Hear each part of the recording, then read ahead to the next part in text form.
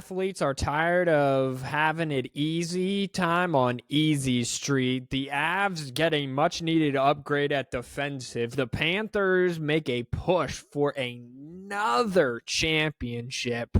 Plus, the NBA is heating up because Milwaukee is hot, hot, hot. All that next. 10-minute sports report.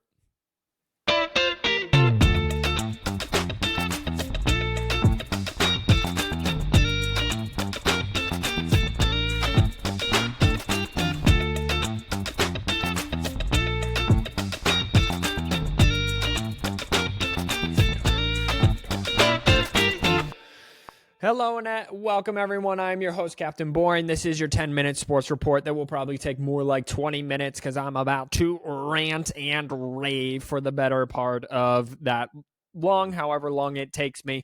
Be sure to like and subscribe here on YouTube, share with your family and friends. Welcome, new subscribers. If you are here for us, drop me a link below, comment down below, man area. Strike that. Rearranged man areas. We are now turned around. So you are actually facing the other way in the man area. This is what I was looking at before when I would talk to you. And now you get to see what I'm looking at. I have restarted. Again, this is not helping the fact that I want this to only be 10 minutes long. I have, in fact, restarted the Lego version of the Big House, Michigan's Big House. So here's the deal. I was over halfway done. I would say I was 2/3 done. And then it fell apart.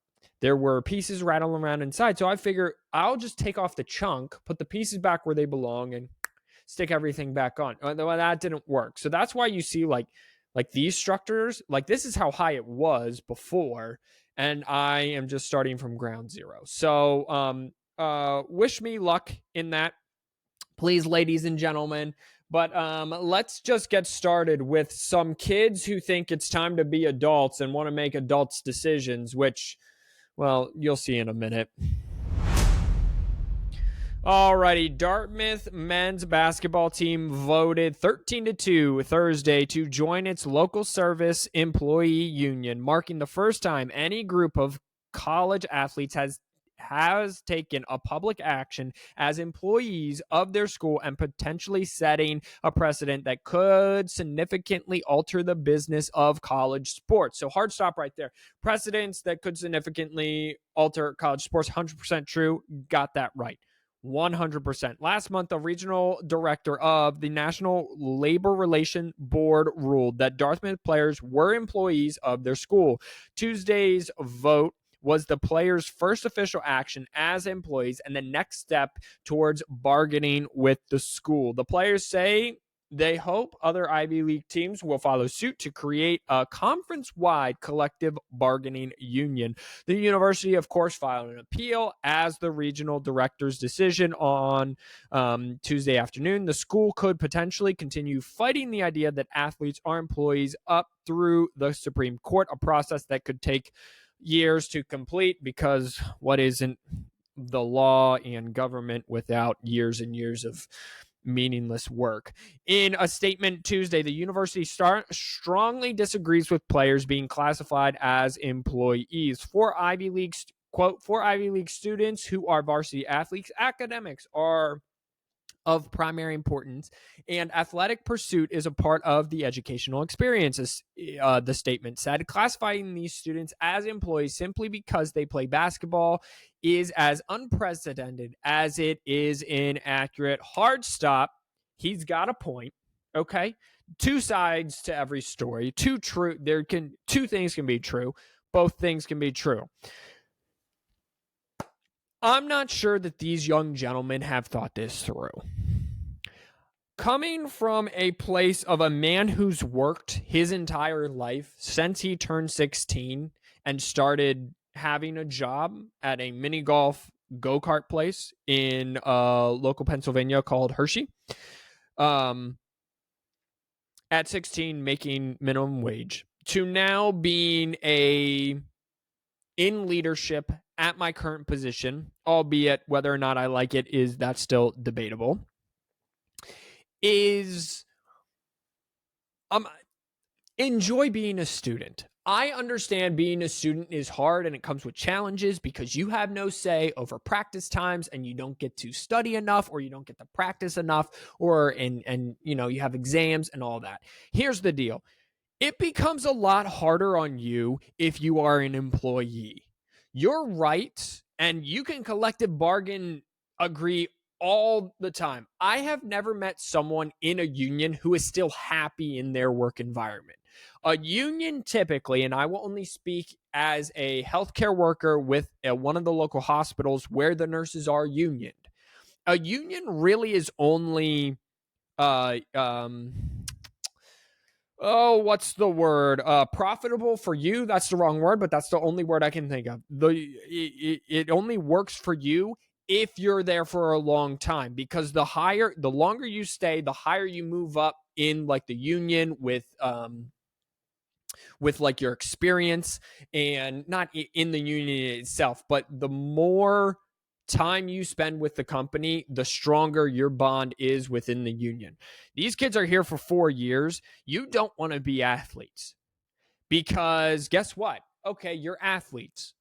Now, or let's just say you're employees, you win. Congratulations. Okay, great. You're employees, so we have to pay you. So guess what? You got to pay for school. Sure, you can be on the basketball team and we'll pay you however much you want. Let's just say $90,000 a year, $100,000 a year. You got to pay for your own school. Oh, well, that's not fair. Well, that's how this works. Okay, you're already getting healthcare through the school. You're already insured through the school, I'm sure. Dartmouth, Ivy League. Okay, let's just say fine. You want a collective bargain, you bargain. Nothing's happened. School gets frustrated. Oh, well, hey, guess what, men's basketball? We're no longer going to have a basketball team. Bye. Because they can do that, because technically you're employees. We're just basically laying you off. Or, okay, fine. You can't collective bargain. We're going on strike. We're not playing another game.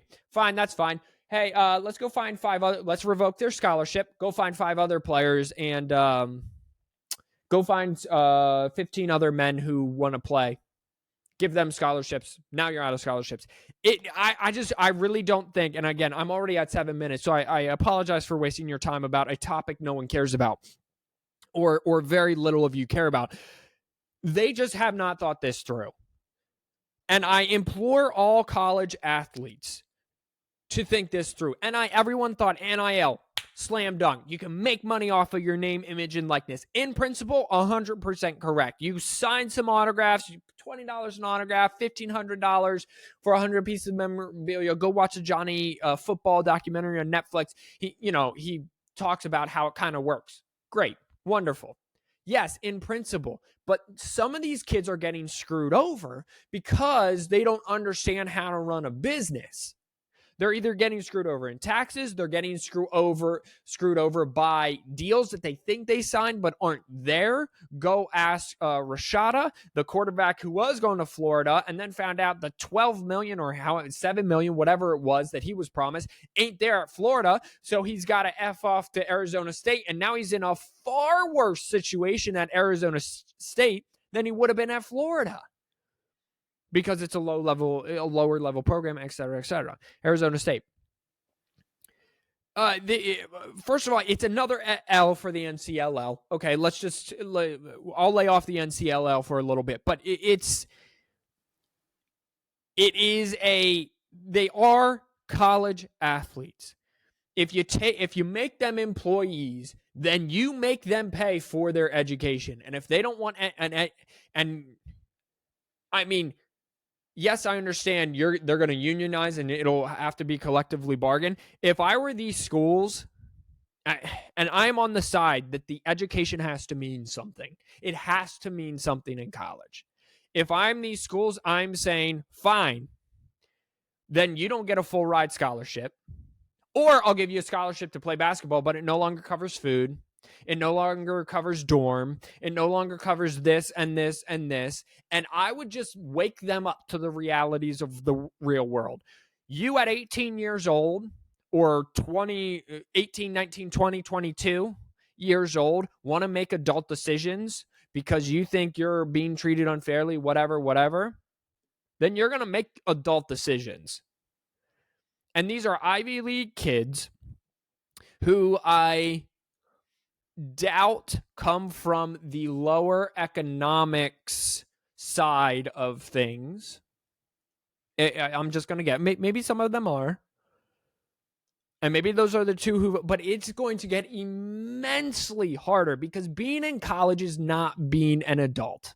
When I was in college, I was screaming, life is unfair. This is unfair. So much that my mother looked at me.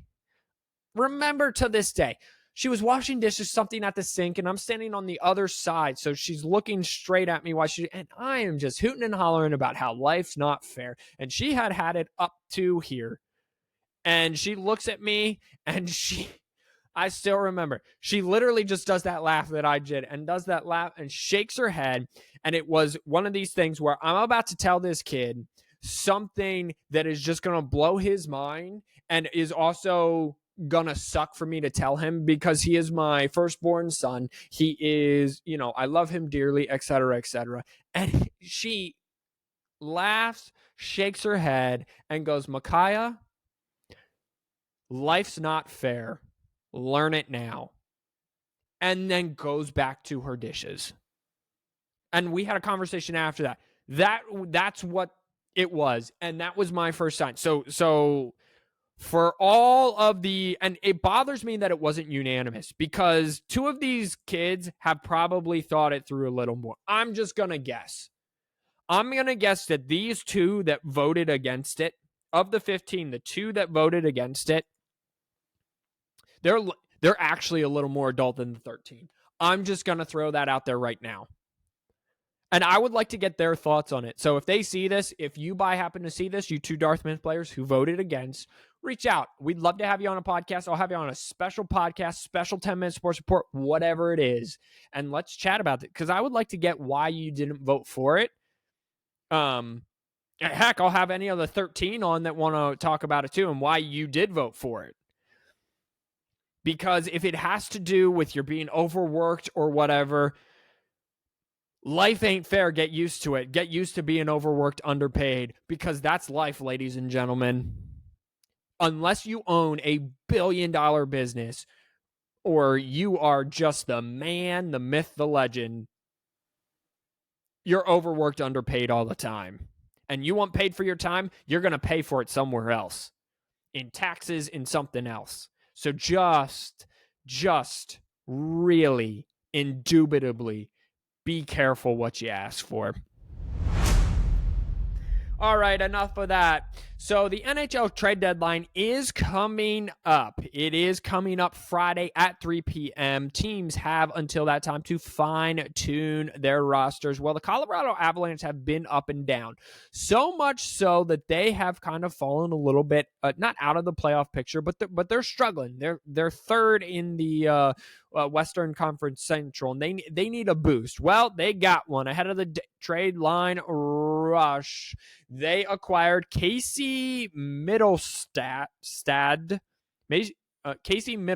and I'm sure I'm butchering that because I do, from the Buffalo Sabres in exchange for defenseman Bowen Byram. It was one of two swaps the Avalanche made after picking up defensive men Sean Walker and a 2026 fifth-round pick from the Philadelphia Flyers for Ryan Johansson and a 2025 first-round pick that is protected.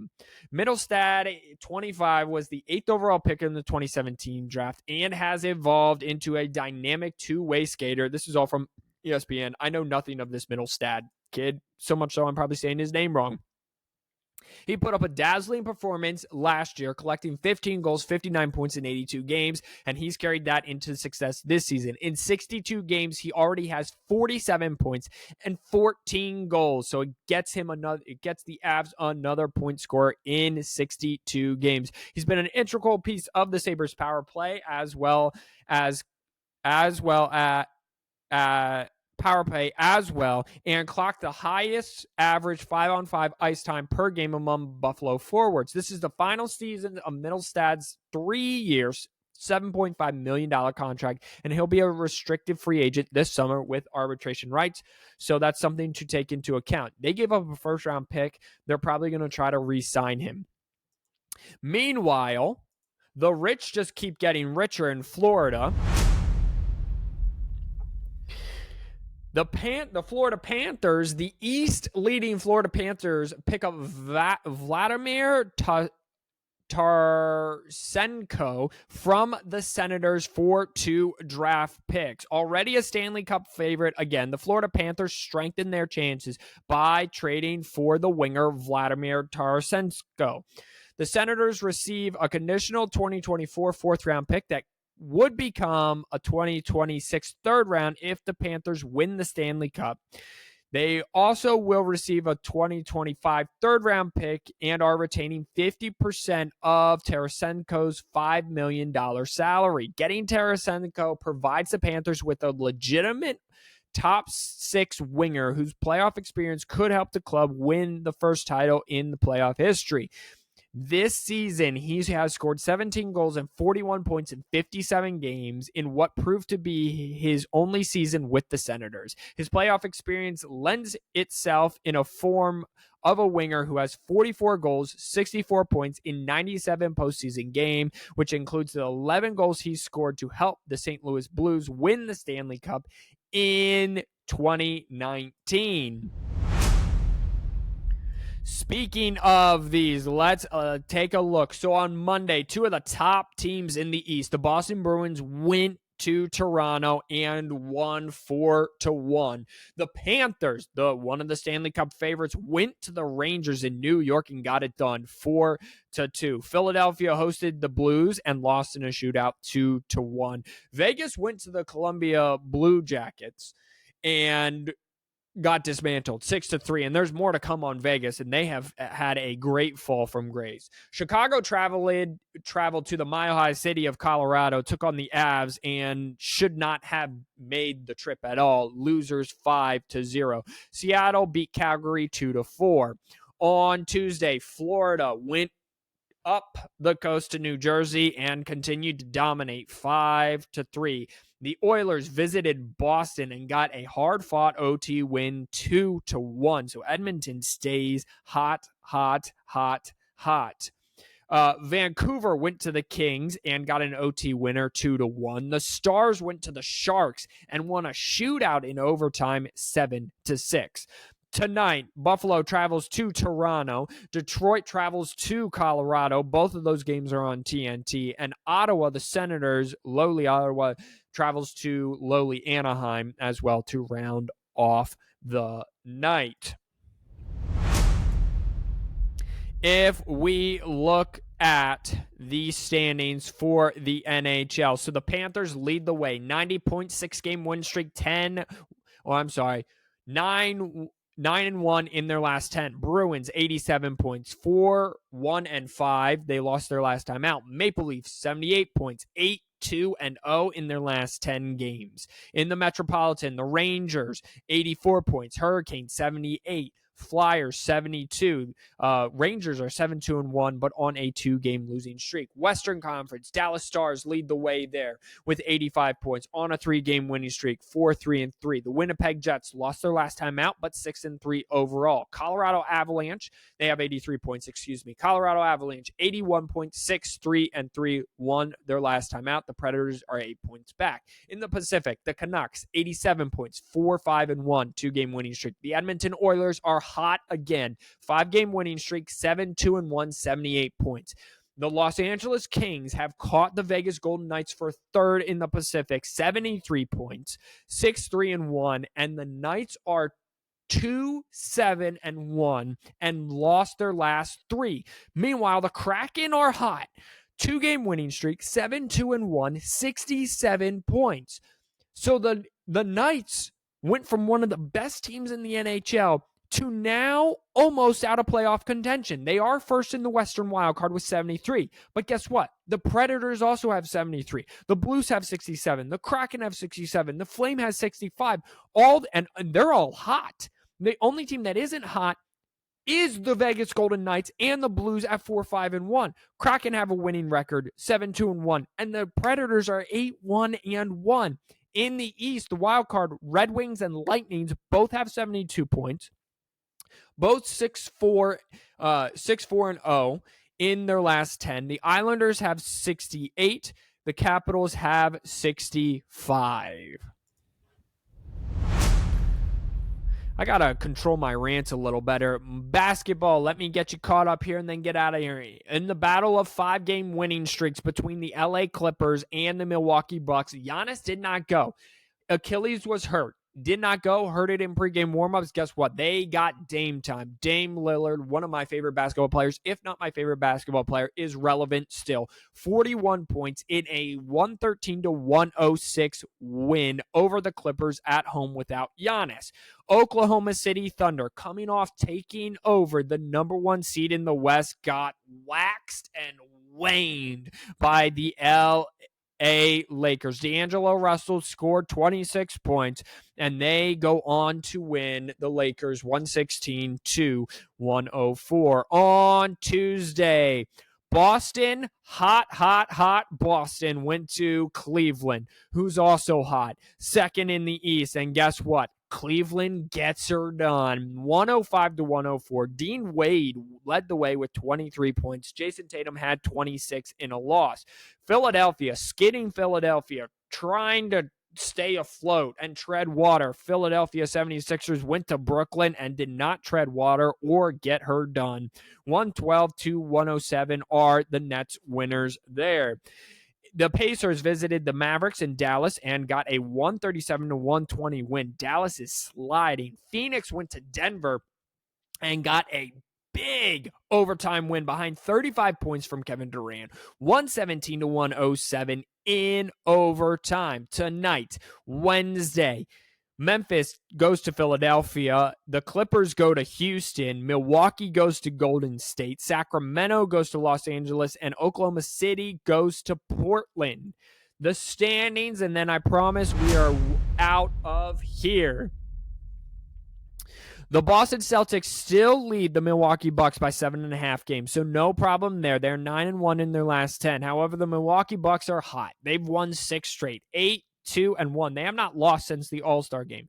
Cleveland's right behind Milwaukee just by a half game, 8 games behind the Celtics. They're 5-5. The Magic are hot, 8-2, 4-game winning streak, 12.5 back. Also 12.5 back, New York Knicks. However, they're 3-7. Miami Heat, 13 games back, 8-2. Philadelphia 76ers are now the 7th seed and would be in the playoff, which means they got to win a game to make it into the playoffs. They are 13 games back. They are 5-5. Pacers 14 games back. They are 6-4. Bulls 19 games back. Hawks 21 games back. Listen, if Philadelphia is not careful, they're going to F around and they're going to be like the 9th seed. That is still very possible. That means you have to win 2 games. You have to win the 9-10 matchup, and then you have to beat the loser of the 7-8 matchup to be the 8th seed. So Philadelphia needs Embiid back, and they got to turn it around very quickly. In the Western Conference, with the loss on Tuesday night, the Oklahoma City Thunder are now a half game back of the Minnesota Timberwolves. Both teams are 7-3 in their last 10 games. Nuggets are 1 game back in the 3rd seed. They're 6-4. The LA Clippers are now 3 games back, 5-5 in their last 10. Pelicans, 6 games back, 5 seed. 6 seed is 7 games back. That would be the Phoenix Suns. Sacramento's 8 games back. That would be the 7th seed. The 8th seed is the Dallas Mavericks at 9 games back. They've lost 3 straight as well, 5-5. Keep an eye on that. The Lakers are 9.5 back. The Warriors are 10 games back. Both of them are 7-3 in their last 10. Here's the deal. The Warriors and the Lakers can go from 9-10 probably all the way up to 5-6 if they wanted to and miss the play-in altogether. And let's be real. If the Clippers mess around at any point, like it's only 7 games. It takes 1 3-game losing streak and the Lakers 1 3-game winning streak for the Clippers to go from 3 games back to 6 games back, and the Lakers to go from 9.5 back to 6.5 back, and they're right behind them. They're a BMW with the tie beams on the highway, going 80 on the highway when you're doing 72. And that'll do it for this day's rendition of the 10-Minute Sports Report. Thank you, everyone, for being here. Wow, 25 minutes. Got to wrap it up, but I enjoy doing this. Thank you, everyone, for being here. Don't forget to like and subscribe, share. Go follow us on Instagram at 4th and 1 Podcast. All the words spelled out, 4th and 1 Podcast. All the words I just said, put them in there, spelled out. Until next time, know God loves you. I pray that God blesses you. Wash those hands. Y'all are filthy animals. Until next time, peace out.